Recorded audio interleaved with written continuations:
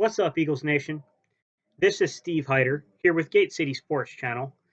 And today, because I'm feeling a little under the weather myself, I thought we would take a little time and discuss this injury bug that has stricken the Philadelphia Eagles.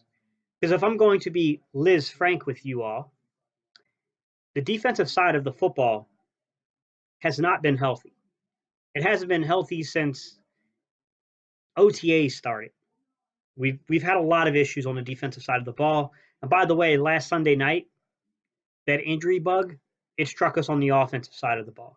So today's topic, let's get into it and let's dive deep down into what in the world is going on with all these injuries. Corner blitz coming, and they get to him, but he gets away and then launches it downfield, and it's going to be... Welcome. Step right up, Philadelphia Eagles fans. Walk into the Hall of Mirrors.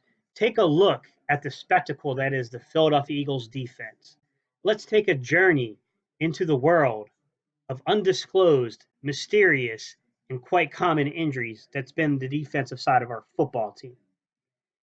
Guys, we've been injured on defense, and it's been like that since OTAs. We have not been healthy. And I think a lot of defensive struggles that we're currently, living through as Eagle fans watching this team play defense has a lot to do with injuries. I just want to walk you through a list of players that I thought off the top of my head who had some kind of an injury relating back to last year, the offseason, or the beginning of this season.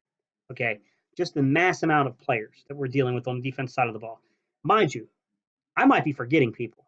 There's so many damn people that I thought in my head. I was like, damn, I almost got nervous I'm forgetting someone major. If I did, comment below and let me know who I forgot on the list. Okay, let's start with the secondary. Ronald Darby, Jalen Mills, Cre'Von LeBlanc, Rodney McLeod. Okay, Ronald Darby has had an ACL injury that dates back to that November 11th game against Dallas, that 27-20 loss we had. He hasn't been the same. I'm going to jump in that when I talk about the defense a little further, but he has not been the same. I don't think he's fully recovered from that ACL. Jalen Mills suffered an undisclosed foot injury in that London game last October against Jacksonville. And it's kind of mysterious because he didn't give a lot of information about what's going on. But nonetheless, he's been out for the entire second half of last year and the playoffs. And he's been out for the beginning part of this season. So I don't know what the hell he did to his foot, but it had to be pretty bad. Cre'Von LeBlanc. Man, we were looking forward to this piece. We found him late last year. He turned out to be a hell of a piece for us. He's a great nickel corner. You know what? He ended up suffering a Liz Frank injury during training camp. Nigel Bradham moving into the... I'm sorry. I forgot somebody in the secondary. Rodney McLeod. Rodney McLeod has that knee injury that he suffered. It was an MCL. I believe it was an MCL tear. It's like week 3 of last season. He did it during that Indianapolis game. Lost him for almost the entirety of last year. I feel like Rodney McLeod's back 100%. He's looked pretty good. Nigel Bradham moving into that linebacking core. Nigel Bradham ended up tearing ligaments in his toes during that playoff game with the Saints last year. So not even last year, it was this year. It was in January. Nigel Bradham hasn't looked the same to me either. I'm not saying that Nigel Bradham was ever a Pro Bowler for the Eagles, but he was certainly our most stable and our most competent linebacker. I thought Hicks was as talented, if not slightly more talented, but Hicks missed a lot of time during his time with the Eagles. Nigel Bradham was always someone that we could depend upon. Hamu Grugier-Hill, during training camp, it was like late July, beginning of August, he ended up suffering a grade 3 MCL sprain. So 2 linebackers, 4 members of our secondary, and now let's move into the defensive line. Let's look at our 3 main defensive tackles. Fletcher Cox had foot surgery following the Saints playoff game. So that was just January this year. And if you ask me, Fletcher Cox, who is he's probably our best player. Fletcher Cox has not looked the same, not to begin this year. there's no way that man's 100%, because as good as he's played, he hasn't been as disruptive as Fletcher Cox normally is. Timmy Jernigan. Last year, he had a herniated disc in his back, right? We lost him for a significant amount of time last year. He kind of came back, wasn't quite the same. Had this offseason to kind of get himself together. Signs the contract with us, that revenge contract, wanting to play for that bigger contract this offseason. And what's he do? Breaks his foot. And now he's out for another 4 weeks. I feel bad for Timmy Jernigan because, I really think this guy's a great ball player, but, man, he just hasn't been healthy for the Eagles the past 2 years. Malik Jackson, huge offseason signing for the Eagles. Comes in and gets a Liz Frank injury. I mean, guys, that's what, 9 ball players. 9 ball players off the top of my head I can think of. You want to know why our defense is underperforming? That list. 9 players. That's a lot to overcome. That's a lot of people who are, even though they're in the lineup, they're not 100% healthy. Just halfway through the second quarter, the blitz is coming, and Ryan going deep downfield, and that one is incomplete. Okay. From that clip I just showed you guys leading into this next subject, I really want to talk about 3 players.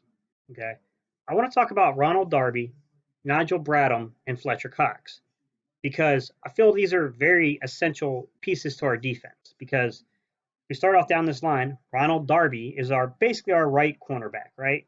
Our best cornerback on the field. Okay. Nigel Bradham is basically our main linebacker and comes in that nickel package, kind of remains on the field. I do feel he's a little out of position. That's not his strongest suit, but he's such a good football player that even something that's not completely natural for him, he does well at. And then there's Fletcher Cox, the team's star, the best defensive player, and arguably the best player on the Eagles, period. I want to talk about what we've seen from these players over the first 2 games. Who's most to blame for the Eagles' loss? Injury. Yeah, you don't know, Skip? Name Scott, injuries. Ronald Darby. If there was one obvious element to Atlanta's offensive game plan from Sunday night, it was to attack Ronald Darby, which on the surface doesn't make a lot of sense, right? Because who struggled the week prior in Washington? I mean, I think Darby was acceptable, not great. He was acceptable. And then you had a really struggling Rasul Douglas. And Rasul Douglas is out on that field. And I would have thought that if you were going to go for anyone, Julio Jones on Rasul Douglas, you were going to take your chances. And they tried a couple of times, and Rasul kind of shut it down. But clearly, Atlanta saw something on film and went after Ronald Darby, which leads to the question, what the hell did they see? What I think they saw was a player who's out there, who's coming back probably a little sooner than he should from an ACL surgery, an injury, and he's still not 100%. And to me, it just looks like he's lost a step because of that injury. It doesn't look like he's still like he can't play, but it looks like he's still not 100% back. And that's a big problem for the Eagles defense. When your best quarterback isn't quite right, it's not good. You're going to give up a lot of passing yards. The 2 other players that I'd like to discuss are Nigel Bradham and Fletcher Cox. To me, Nigel Bradham hasn't been himself. The few times I've had an opportunity through what they're showing us on games to see him, he's looked out of place. Like he's not quite in position when he's dropping back as a defender. And luckily, he hasn't really been caught too much with that. But I thought Washington got him a couple times in that first game, if I'm going to be honest. I felt like there were a little more opportunities for Atlanta, but they were just really going after, they wanted to go after Ronald Darby. Past that, Fletcher Cox has played well. I don't want to make it like Fletcher Cox hasn't played well, because he has. But with that said, Fletcher Cox hasn't quite been himself. We're normally used to seeing Fletcher Cox. If you leave Fletcher Cox one-on-one, like he's going to get to your quarterback pretty much unimpeded. And it just hasn't looked like that this year. He's still a good ball player, but like you can tell he's still not right on that foot. That foot injury, still not quite right. And that's what I think is holding us back.